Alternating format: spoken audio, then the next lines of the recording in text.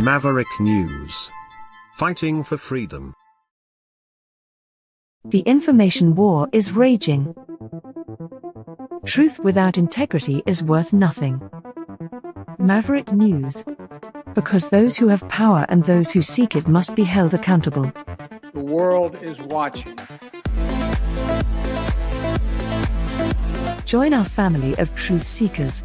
Donate today and add your voice to the chorus of Maverick Knights. Donate at maverickdonations.com. Truth. Integrity. It's the Maverick way.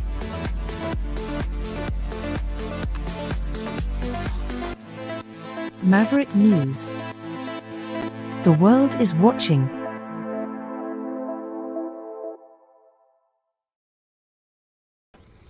All right, we're back.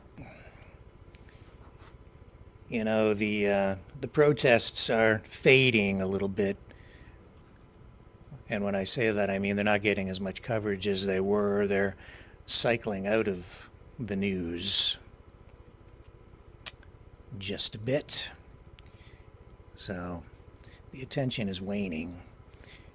And as I've been watching interviews by other live streamers out there and, you know, even speaking to people who some say, you know, they're supporters of the demonstrations and so on, it's very evident to me that a lot of the people involved are there because they just don't want to see people killed. They want the fighting to stop, the war to end. They don't like seeing children die. Totally understandable. But beyond that, they often don't have any kind of understanding at all about what the real issues are surrounding the protest, or where it's going, or where these demonstrations are ultimately likely to lead. But we'll continue to cover all of this.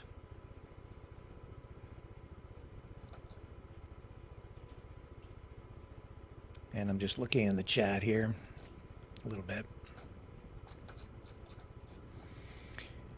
All right, let's move on to some other news for tonight.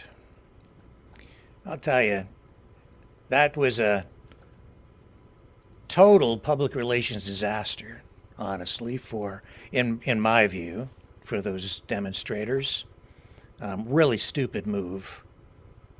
It diminishes public support for them. If they were more open and kind and welcoming, and if they would just speak to people, you might find you'd make some more friends. But this hard line, it's a public relations disaster. If not now, it's coming. People only put up with that for so long. I'll tell you who else had a public relations disaster within the last day. Joe Biden. Yeah. He, you know,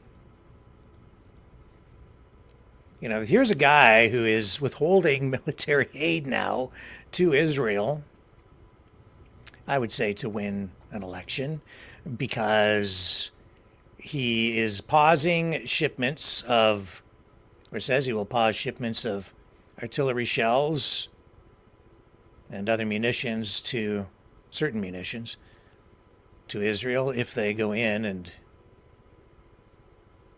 conduct a military operation in Raffah.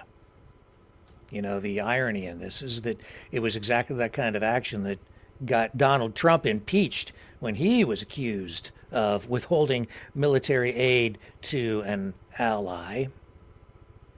Now Biden's doing exactly that, and it doesn't look like there's any effort on the horizon to impeach him for that. But that being said, when he talks about this, it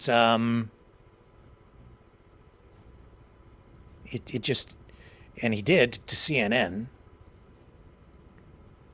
This is CNN's Aaron Burnett interviewing him, and Biden, I mean, you just couldn't have a worse a worse PR representative than this guy. Let's take a look at this clip. I want to ask you about something happening as we sit here and speak, and that, of course, is Israel is striking Rafah.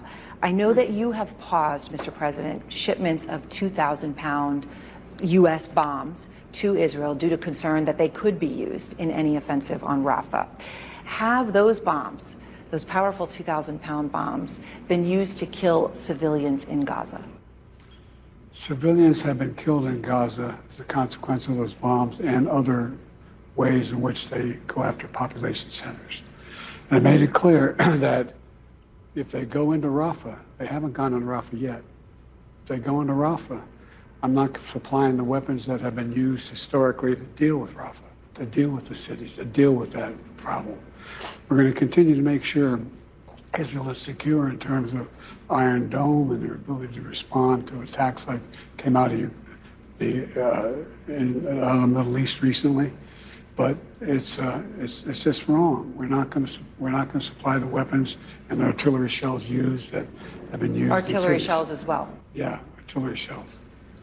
So, just to understand what they're doing right now in Rafah, is that not going into Rafah as you define it yet? They haven't gone into the population centers. What they did is right on the border, and it's causing problems with right now in terms of with Egypt, which I've worked very hard to make sure we have a relationship and help. But I've made it clear to Bibi and the War Cabinet, they're not going to get our support if, in fact, they go in these population centers. Wow. He just bumbles his way through it. His words not chosen carefully at all. That was completely botched. I don't know if you can take it at face value and say that that's truth, maybe. I would say it's a PR disaster. And yeah, I think there is just blatant hardcore truth in there.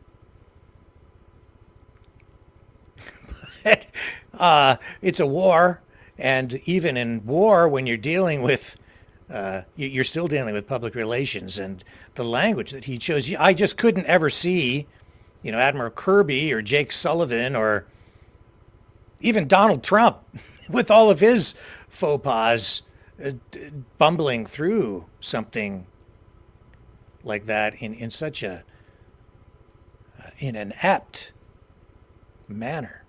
My God, what a disaster. It's like why is that guy in that position? How did that happen?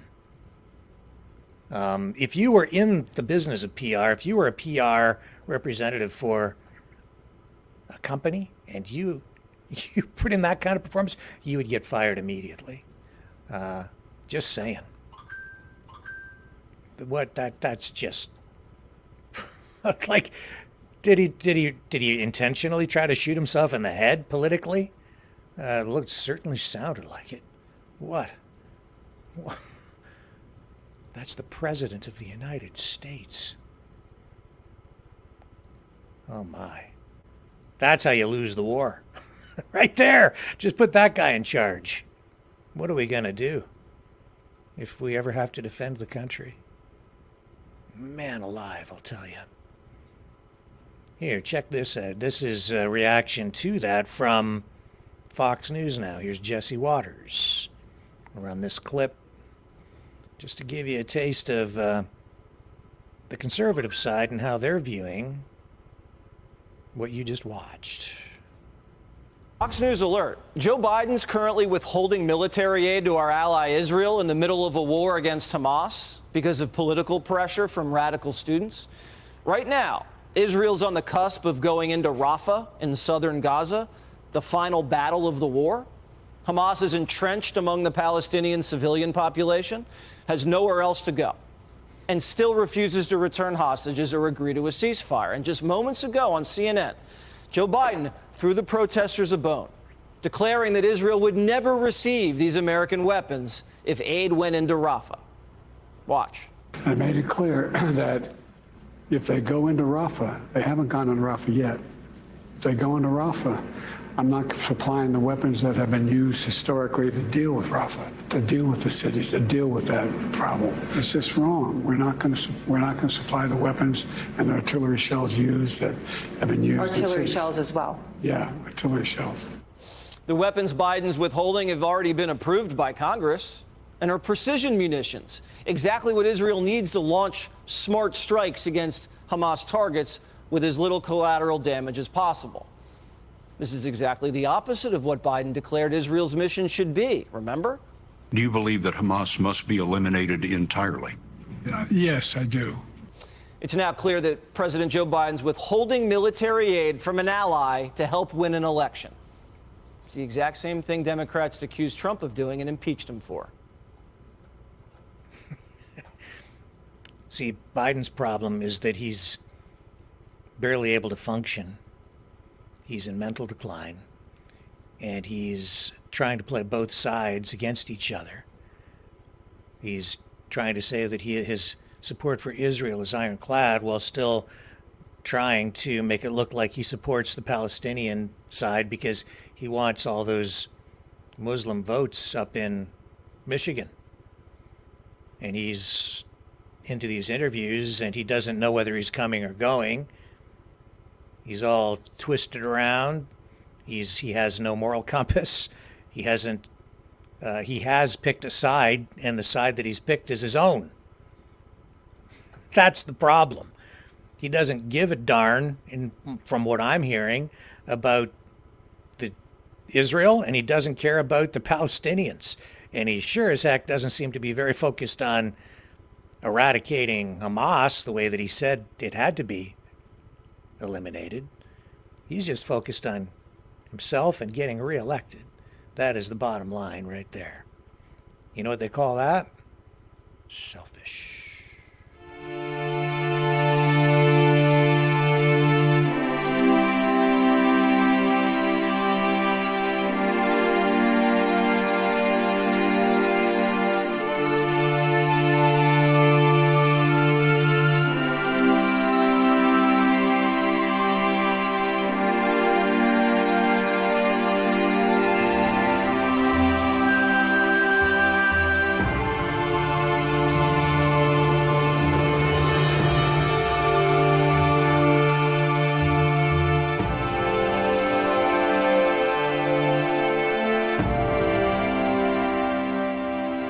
Maverick News.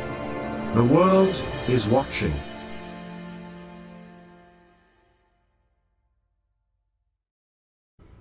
As I sit here thinking about what Dragon just went through, the oppressed versus the oppressor narrative is in full play globally because of this conflict in Gaza, and it is on full display at McGill University. And yet, isn't it funny how those who claim to have no power are the ones who are in charge of seized land that doesn't belong to them, preventing access to the public? Who's really in charge? Who really has the power? Let's ask Greta Thunberg, who has been out protesting. I think they should be everywhere, and once again, young people are leading the way, showing the world how we should react to this. Well, if that's the way that we're supposed to react, I'm not in favor of it. That scares me. I've seen too much of it over the years at too many protests, and it is ramping up, and I don't like it. That's because I really do believe in freedom. Freedom for everyone. There's no need for that. I think that shows you as well what Greta Thunberg is really all about, my opinion. Let me see make sure we have all the bases covered. Well, let's go back to Biden. Not only did he bumble his way through all the questions about aid to Israel and munitions and collateral damage, he's also made a fool of himself on the economic front in that same interview with Burnett on CNN. Here he is, again, just bumbling his way through here. Listen to this. She really just cleans his clock with just straight up facts and questions. When you talk about the economy, of course, it is by far the most important issue for voters. It's also true right now, Mr. President, that voters by a wide margin trust Trump more on the economy. They say that in polls. And part of the reason for that may be the numbers. And you're aware of many of these, of course. The cost of buying a home in the United States is double what it was when you look at your monthly costs from before the pandemic. Real income, when you account for inflation, is actually down since you took office. Economic growth last week, far short of expectations. Consumer confidence, maybe no surprise, is near a 2-year low. With less than 6 months to go to Election Day, are you worried that you're running out of time to turn that around? We've already turned it around. Look at the Michigan survey. For 65% of the American people think they're in good shape economically. They think the nation's not in good shape, but they're personally in good shape. The polling data has been wrong all along. You know, how many, you guys do a poll with CNN, how many folks you have to call to get one response? The idea that we're in a situation where things are so bad, the folks that, I mean, we've created more jobs. We're in a situation where people have access to good paying jobs. And the last I saw, the combination of the inflation, the cost of inflation, all those things, that's really worrisome to people with good reason. That's why I'm working very hard to bring the cost of rentals down, to increase the number of homes that are available. But let me say it this way. When I started this administration, people were saying there's going to be a collapse in the economy. We have the strongest economy in the world. Let me say it again, in the world. Although GDP last week was far short of expectations. Oh, it wasn't. Look, GDP is still growing. Look at the response of the markets. Overwhelmingly positive. Overwhelmingly positive. And one of the reasons why people feel good about it not being as strong as it was before is they believe that the Fed's going to respond. They hope they're going to get a rate cut. Yeah. Well, so, but I mean, no president's had the run we've had in terms of creating jobs and bringing down inflation. It was 9% when I came to office. 9%. But look, people have a right to be concerned. Ordinary people, the idea that you bounce a check and you get a $30 fee for bouncing the check, I changed that. You can't charge more than $8 for that. Or your credit card, your late payment, $35. I mean, there's corporate greed going on out there, and it's got to be dealt with. Yeah, so he blames it on corporate greed instead of taking responsibility for his economic policies, which have led to massive inflation.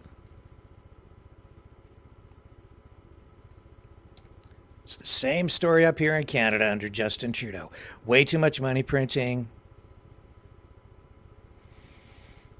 way too much inflation, way too much government spending, so much debt that we'll probably never be able to pay it off. So just blame it on the corporations. They get the subsidies. That's like paying them to agree to take it on the chin.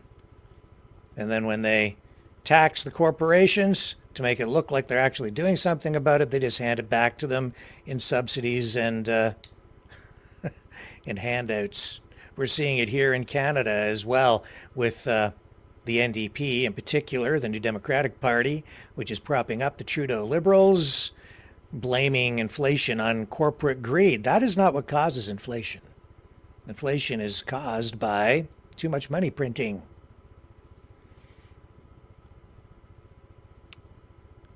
And so the NDP here is talking about grocery store prices. We're seeing a month-long campaign encouraging people to boycott Loblaw stores, which is, I think, the country's largest grocery store chain because of rising prices in the stores, accusing them of price gouging. I'll be taking a trip to a grocery store maybe tomorrow. Maybe we'll go shopping together and take a look at some of the prices and see where things are at and find out if the boycott is actually working. I don't think it is. People still need to eat. And as much as the big grocery store chains are trying to maximize profits, they're still subject to market forces and costs, rising costs like everybody else. They can't just wave a magic wand and just make prices suddenly decline. If the cost of gasoline and diesel fuel rises because Trudeau imposes a carbon tax, that shows up in the price of everything you buy at the grocery store. It's really just that simple. Rising costs mean rising costs.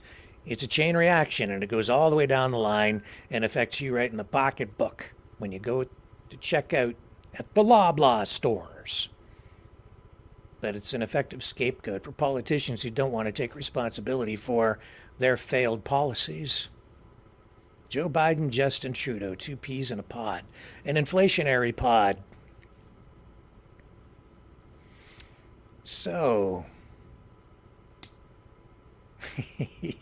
I'm going to show you something funny from the Victory Day parade over in Russia. But before we show you the funny stuff, we'll show you the serious stuff. So, huge crowds, very patriotic. A real contrast, I would say, this public display of military might over in Russia. Russians take a lot of pride in Victory Day parades and Victory Day period, celebrating or marking or acknowledging the defeat of Nazism in World War II. Millions of Russians died defending their country in World War II. Here's what it looked like